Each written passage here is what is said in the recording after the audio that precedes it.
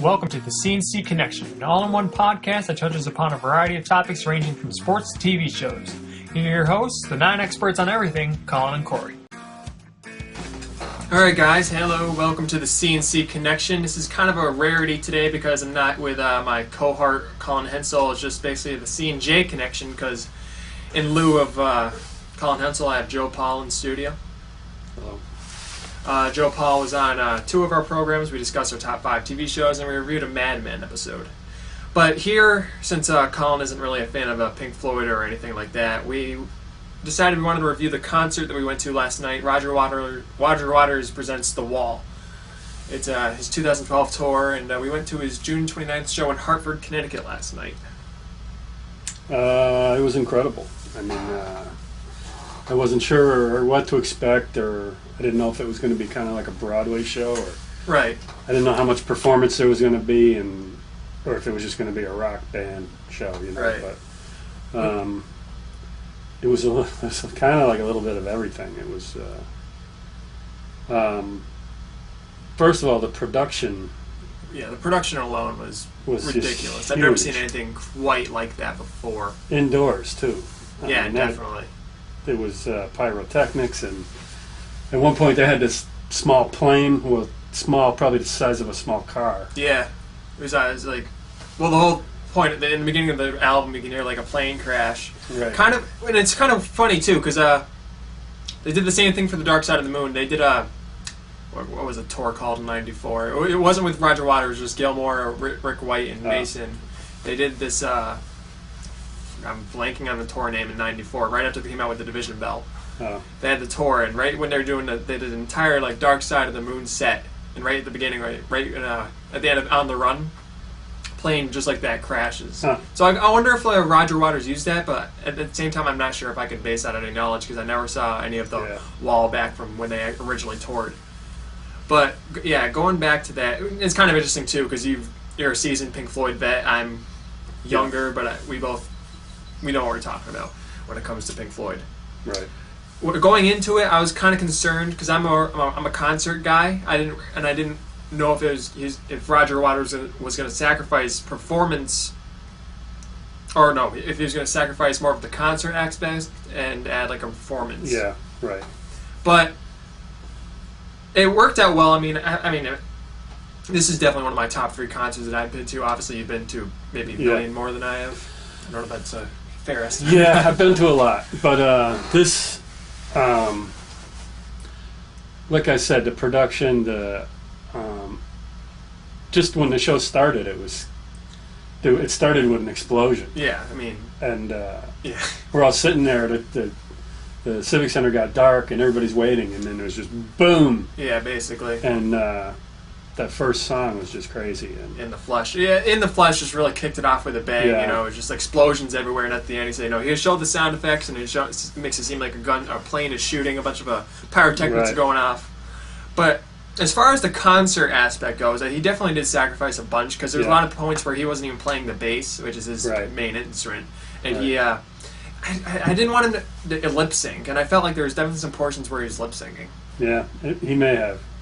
But at the same time, like I like having a concert aspect, but that performance, I'll take it because that was insane. And what surprised me was there were times. Well, most of a big part of the show was him out front on the stage in front. The wall's coming up behind him, and the band is behind the wall. Yeah. And a lot of times you can't even see the band. Yeah, the band was just like an afterthought with this whole thing. And what surprised me was how, what a performer he was. He was just walking back and forth, and when they had another guy who was singing Gilmore's parts. Yeah, Come to Me Numb. Yeah. And while that guy, there was a period of time where he was on top of the wall, the guy who was singing the Gilmore parts. Gilmore used to do that back in the 80s. Yeah, and but Waters is walking back and forth. He's pointing to people in the crowd. He was very animated, and I just didn't. I've seen footage of them, but he's usually just standing there playing bass. Yeah, I didn't know he was. A lot can happen in 40 years, I guess. Yeah. But and another thing that surprised me was how political Because when you think of The Wall, I didn't really think of politics as much as him, like, it was basically, I thought it was his autobiography of him, like, having troubles with his father and family. Obviously, there's some, After Bring the Boys Back Home is a song, very political, but the way he did the concert was almost more political than his autobiography. It was very anti-war. Oh, yeah. Just corporations in general. Anti-government, we should say. Yeah. It was it's definitely an aspect I hadn't considered. You know, he may be up there with one of the most, like, more popular political people. You know, I think Springsteen, Fogerty, and Neil Young come to mind when it comes to political artists. It's a weird because it's a very personal, like, story. It is autobiographical, and so when he was I don't know 6-7 years old, his father died in the war. And he had abandonment issues. His mother, like, smothered him and controlled him, and so as a result of the abandonment, and his mother was crazy, the teachers humiliating him, and he can't have any normal relationships. So he starts building a wall with him in society. Right. And at the same time, I kind of resent some resentment towards this album because it pretty much broke up Pink Floyd. Yeah. Rick White, the keyboardist, quit in the middle of it. Or fired, I should say. And after that, Roger Waters just kind of wanted to keep doing the same thing over and over again, and it was more of a collaboration before, but now we're getting into a completely different thing. Yeah, it's all Roger Waters. Yeah. That whole album is all Roger Waters. Oh, yeah, definitely. And you know what was interesting? Because going into the concert, I had a bunch of people, like, I saw a harmonica guy playing something, and I look in his little box, and it says The Wall. He has a couple wall pamphlets along with his tips. Some old black harmonica player. I'm like, oh, whatever, that's kind of weird. And then there's a bunch of, like, thousands of people just handing out, like, these religion pamphlets and stuff. Yeah. And I'm thinking, like, okay, well, that's kind of weird and annoying. But I guess, did my mom tell you this or not? Someone was talking to her, and she said those were all hired by Roger Waters. Really? Yeah. So he hired a bunch of people just to hand out a bunch of religion pamphlets. Wow. And I thought it was weird when I was walking, because when I looked into the guy's tips, he had, like, a bunch of the Wall pamphlets. I'm like, that's kind of weird. But now, like, you know, looking back, you know, so he really just went, you know, wall to wall with production value, really, and just try to make this whole, like, scene. Yeah. I was going to start heckling those guys outside. They were annoying. Oh, yeah, I was because I hate when people do that when I'm walking around school. Like, oh, here, take this. Yeah, you see that a lot at UMass, yeah. Yeah.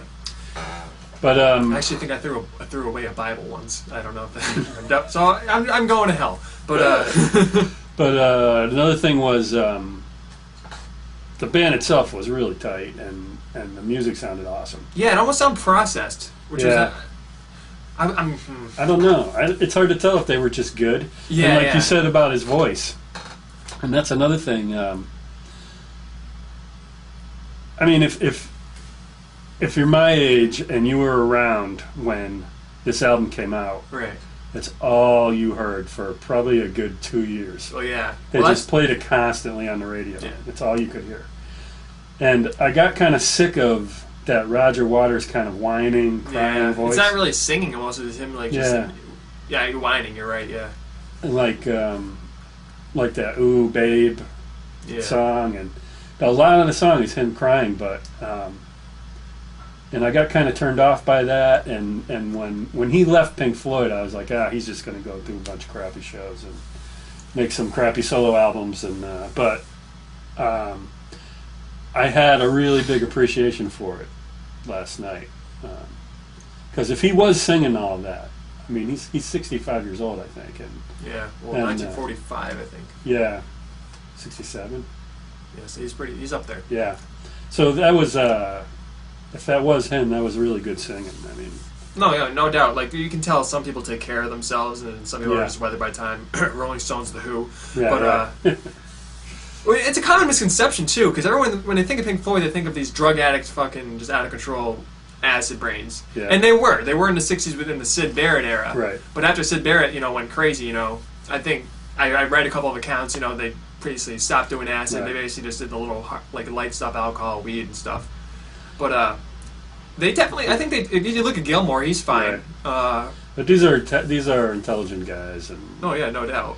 I'm sure they did. I'm sure when they first started getting famous and they were getting paid, they did a lot of drugs and crazy stuff like all those guys did. But seeing Sid go down like the way he just went completely insane, he's basically the meaning of the Wish You Were Here album, right? And Brain Damage and all the stuff. But Yeah, it was cool to see that concert last night. I really, it's a weird. I'm trying to like analyze in my brain like how much did I like it, Yeah. you know. And there's obviously overall it's a tremendous show. I give it like an 8 out of 10 if I were to rank it. But I like to nitpick things and overanalyze. Yeah, but, you know, if I had to complain about something, maybe they used a little too much of the animation from the movie. Yeah. Especially towards the end of the movie, I kind of got sick of all that animation, and they used a lot of that. Mm-hmm. Once the wall was built, and they started projecting constantly on there. Yeah. It was just rehashing the movie over, but that's really trying to nitpick and find something wrong. I mean, I was blown away, I have to say. Yeah, I mean, we really love the show, but we're going to nitpick a little bit of it. Right. Don't take it away. Like, we don't hate it, obviously. These are just Yeah. little things that, you know, we're just overanalyzing way too much. Yeah, The wall coming down. Did you see that? I caught it. Yeah, I left like you right when it you came wanted down. to beat the traffic, and Yeah. I was like right after you because I was like, you know, he's got a good idea because Yeah. Hartford's awful.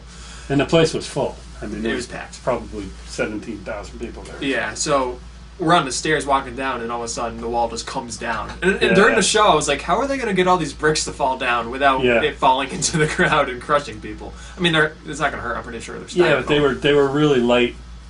That's what I noticed when it came down. They were really, they just collapsed. They're flimsy. Yeah, like styrofoam. Yeah. It looks cool though. Yeah, And I guess like I left during outside the wall, but I guess you know I think it was my father standing. He said a bunch of glitter just overcame the entire stadium Wow. because that's when it's supposed to be the climactic thing. But yeah, I mean the projection was just alone was awesome. yeah. A lot of the stuff I'm not sure how they did it. Yeah. But and that for a good part of the show there was a huge pig floating around, Oh, yeah. inflated pig. Yeah, reminiscent of Animals album. Right. But it had a bunch of all the logos and stuff Yeah. from like it had McDonald's it was making fun of Yeah. and religion logos. And it had Logos. and a lot of it is Orwellian 1984 based stuff, and Yeah. a lot of the graffiti was from 1984. Trust us. Yeah, and, Big things Brother. yeah, Big Brother. Actually, Big Brother's probably from the '60s. Now that I think about that, whatever. Yeah, But yeah, I mean, would you? I would go again. yeah, definitely.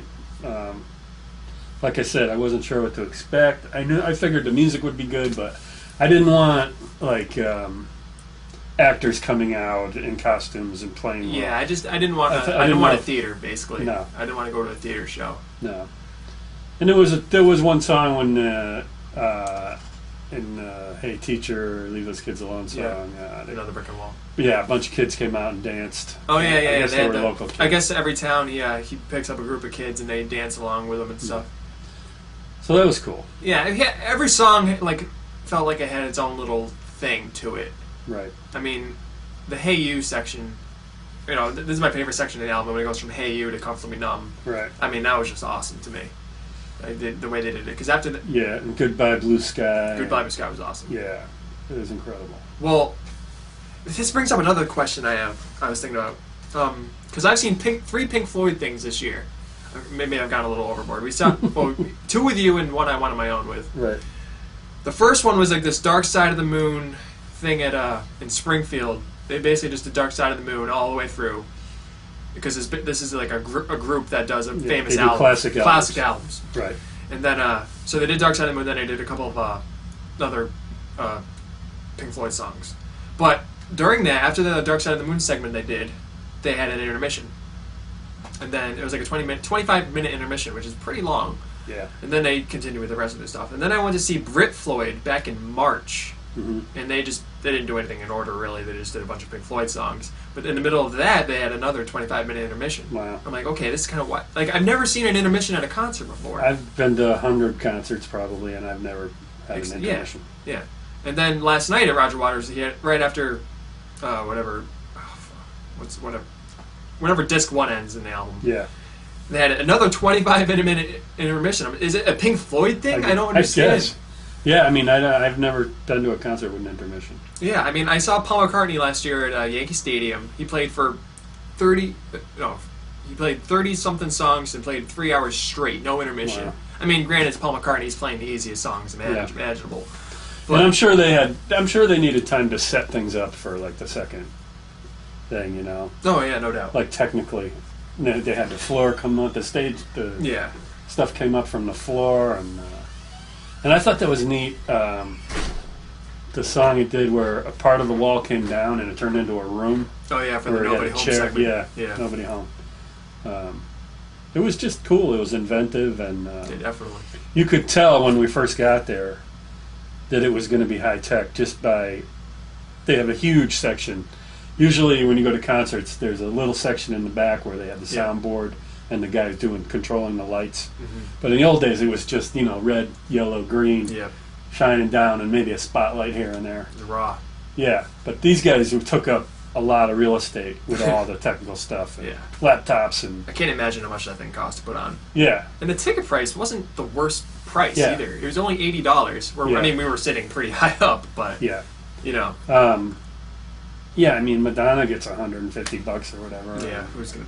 I don't understand that. That'll block. That'll bog. But yeah, I don't know how.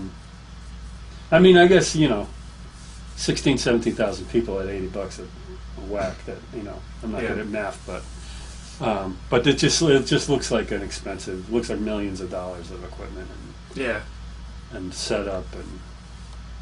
Just very cool show. I'd be interested in seeing him do a Dark Side of the Moon / Animals or Wish You Were Here kind of thing, because you can't do just one album because those are pretty short albums compared to The Wall. But I mean, definitely I'd like to see him. I mean, obviously I'd like to see a whole reunion, but it's kind of bad because of Rick Wright passing a couple years ago. But yeah, definitely if you're a Pink Floyd fan and Roger Waters is coming within 100 miles of you, you definitely check it out because it's a show that I'll probably never forget. And if it comes around again, I'll probably buy another ticket and check it out. If you get another chance, I'll probably see it again. Yeah, definitely. All right, I guess that's all the time we have on the CNC Connection. Subscribe to us on Twitter and keep looking for more episodes. This is Corey Moquin and Joe Paul signing out.